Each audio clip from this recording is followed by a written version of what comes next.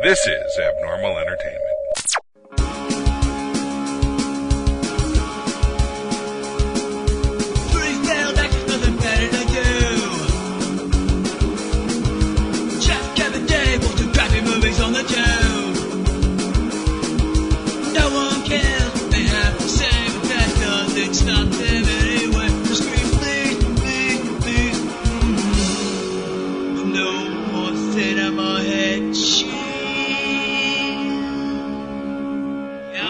Welcome, everybody, to the Cinema Head Cheese Podshort for Gerald's Game. This is Kevin Moyers, and this is a Stephen King movie that is now on Netflix. It's a Netflix movie, and it is based on a novel of a few years back. Basically, a couple goes out to rekindle their marriage, their flailing marriage, by getting a cabin out in the middle of nowhere, and the husband comes up with the idea to handcuff the wife. She's kind of, she's open to it and all that stuff. It seems like she was part of this plan, and he has a heart attack and dies, and she has to figure out how to survive handcuffed to this bed until she can either, get out of the situation or whatever happens. There will be some spoilers in this. I'm going to say that right now. I have read a bunch of Stephen King books. I've never read this one. Honestly, I think he's the author I've read the most, and that goes back to high school. So, this is not a book that appealed to me. I figured I'll watch it if it ever becomes a movie, which I did, but I had some problems with this movie. First of all, it's well acted. I like the style of things. She's chained to the bed. Her hands are too far to be able to reach the phone or anything like that. It's a cabin of some friends of her husband, and nobody's going to be around for several days. They already had the landscaping crew and the whole 9 yards. And again, it's in the middle of nowhere. She can scream and yell all she wants. Nobody can hear her. So he's popping Viagra. He keels over because he takes two instead of one, whatever the situation. And it was, right in the middle of them having an argument. And from that point on, she sees him and a free version of herself, an unchained version of herself. And she's conversing with these two, basically figments of her imagination. And it's pretty interesting at times to see the little tricks she has to pull to get a glass of water that's up on a shelf above the bed, or things like that. There's a wild dog that gets in the house and starts eating her husband. That's pretty gross. But, nothing too out of bounds for a Stephen King movie. Something that also doesn't seem too out of bounds for Stephen King, but it grossed me out to no end, was the main character was having flashbacks about her dad, and a situation where she was sort of molested by her father, and I'll say sort of because there was an eclipse. She's like 12 years old, and her mom's pregnant, and she and her dad are clearly not getting along. So mom and whatever siblings go out on a boat. She doesn't want to go on the boat, and her dad decides to stay back. Starts complimenting her on how good she looks in this skirt and the whole 9 yards. And you see this coming the whole way. I mean, they telegraph it like crazy. If you've never, I'm sure if you read the book, you know it's coming. But yeah, he has her sit on his lap while he jerks off behind her, and she knows what's going on. And the whole thing is just, it was so gross to me to watch. Like, even, I don't know. I don't know the purpose of it, honestly. Maybe it's a more elaborate thing in the book, and it has more to do with her relationship with her husband. I mean, because they go, oh, older man, and, likes to be sexually aggressive in the whole 9 yards. Like, they make that connection, but it's so... It almost seems to not fit. It's just weird. It grosses me out. I'm like, I don't know how people can watch Game of Thrones and enjoy this shit. I just, it creeps me out. Maybe because I'm a dad with a daughter. I'm like, that's vile to me. I don't know. But that completely... I didn't want to watch the movie anymore. It was just so gross to me. And I get it's storytelling. And don't get me wrong, I know there's worse shit in movies sometimes, but that just repulsed me to no end. I also, the first night she was asleep, she sees this figure in the corner. A guy with kind of a deformed head, and he's super creepy, and he has a box full of like teeth and rings and fingers and shit like that. Maybe it was fingers, I don't remember. But he's like a Grim Reaper type. And again, I'm spoiling shit here, but I warned you, don't complain. People complain when I do that, but I like to talk about the movie. I don't want to, sometimes I really want you to watch something and I won't do it. And sometimes I still want you to watch it, but I have to talk about it. But this, it was so stupid to me. She's imagining this guy, apparently, and then at one point she sees there's like a bloody footprint over by her husband, and that freaks her out. But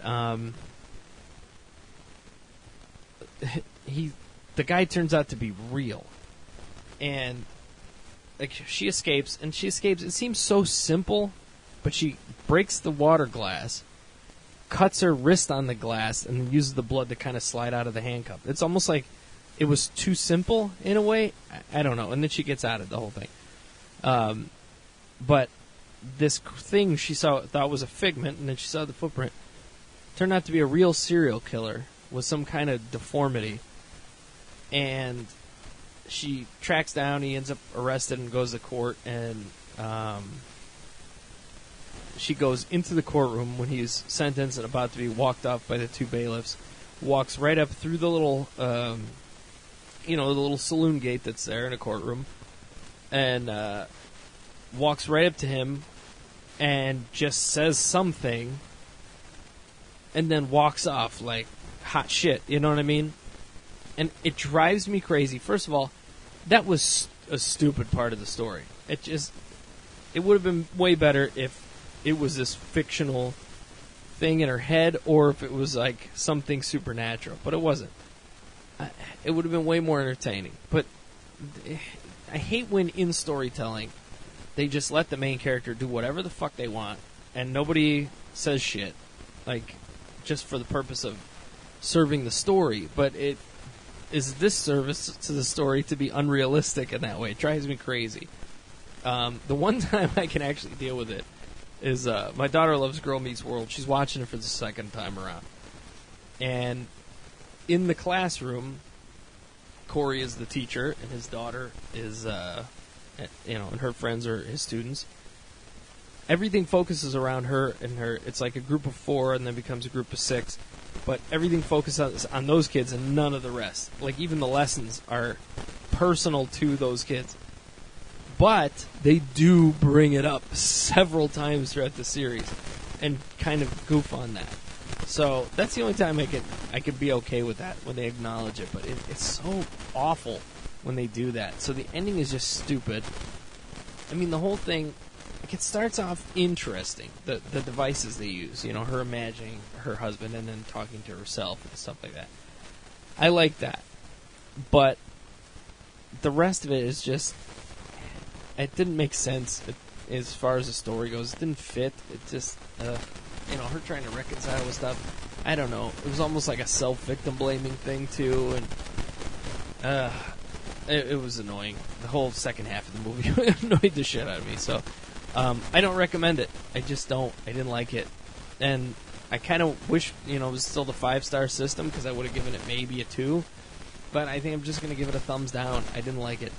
Netflix is recommending 1922 to me, and it does have Thomas Jane in it, so I might watch that. And again, I don't, I'm generally into Stephen King stuff. I like a lot of the movies. I hate some of the movies. I hate The Shining, the Jack Nicholson one. Absolutely hate it. Absolutely hate it. But you know what? So does Stephen King, so I can't be completely nuts. I prefer the Steven Weber miniseries version, so there you have it. And I like stuff like Stand. It has nothing to do with, Corin Nemec being a movie based on a book I helped write. I mean, but he's in that. I like The Stand, though. I thought it was really great. I like it. I didn't see the new version, but, this one just tanked for me. It was just crap. Halfway through it just took a huge nosedive. So I don't know. I will watch 1922. There's stuff that Netflix says it's great, stuff that they do that's horrendous. Like I started watching the Meyerowitz stories with Dustin Hoffman and Adam Sandler and Ben Stiller. It's fucking nothing. Nothing is happening. I sat through 45 minutes of that. I felt like I was in a coma for the whole time. It was one of the. I stopped. I couldn't do it anymore. There was nothing happening in that whole fucking movie. Nothing. And it's just awful. So I can't do the rest of it. I just can't. But that's how it goes sometimes. Anyway, don't watch Gerald's Game. I mean, if you like the book, I guess, and you want to see this version, go ahead. But if you're just a casual Stephen King fan, fuck it. It's not worth your time. So there's that. One crazy thing I just wanted to bring up because I need to talk about it. I was just on Twitter like 10 minutes ago, and I'm posting this right after I record it. So it was like maybe less than 15 minutes ago. Well, I should say before I started recording. And Kevin Spacey posted up this thing that I guess it was an accusation a couple hours ago from Anthony Rapp, who's on Star Trek, that Kevin Spacey tried to seduce him when he was 14, and Spacey was in his later 20s. And Kevin Spacey comes out a couple hours later with this apology. It's like it happened 30 years ago and whatever. He sort of apologizes and says, I was probably drunk. So he's, giving an excuse. It's okay to be a pedophile because I was drunk. And then also uses the same thing to come out of the closet, which is a distraction. Sorry, you don't get this as your fucking coming out party. My mind is blown. I'm glad I stopped watching House of Cards. I'm just, I can't, how many, and he was not successful with rap. How many kids did he successfully seduce? Is everybody in Hollywood either a rapist or a victim? What the fuck? We need to start listening to Corey Feldman. That's all I'm going to say. You can make fun of him all you want for his music and whatever, but the guy saw some shit when he was a kid. Stuff happened to him when he was a kid. This is probably the reason Corey Haim is dead right now. Got into addiction and ended up, harming himself to the point of his own death. It's what a fucked up place, Hollywood. Unreal. Anyway, the place is crumbling, and I can't wait to see what's left when it's all done. So, yeah. Wow. Anyway, just had to talk about that. That was a crazy thing to see, and it's not okay. And Norm Macdonald was like, "Hey, good job." I'm like, "Fuck that, fuck that." Sorry, Norm, you are so dead wrong. And I let him know on Twitter. Not that he's going to listen to me, but Jesus Christ, no, it's never okay to be a pedophile.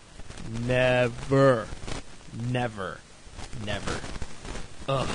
Anyway. Thank you for tuning in. I do appreciate it. In less than a week, we'll be in Tucson, Arizona for Tucson Comic-Con at the Bunny 17 Media Table.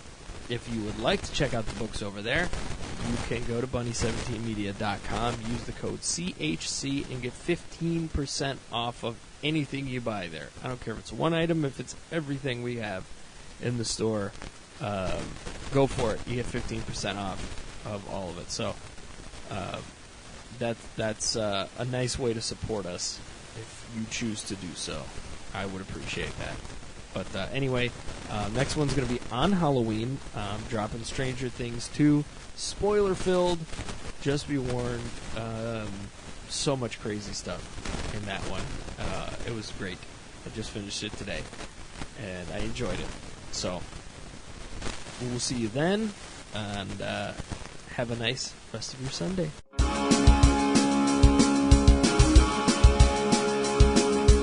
Subscribe and download back episodes of Cinema Head Cheese the podcast, and read all of our movie reviews and news at cinemaheadcheese.com. Email us at cinemaheadcheese@yahoo.com. Search Cinema Head Cheese on Facebook and tweet us at CINHeadCheese. And for more podcasts, books, comics, blogs, and videos, head to abnormalentertainment.com. You've been listening to the Abnormal Entertainment Network.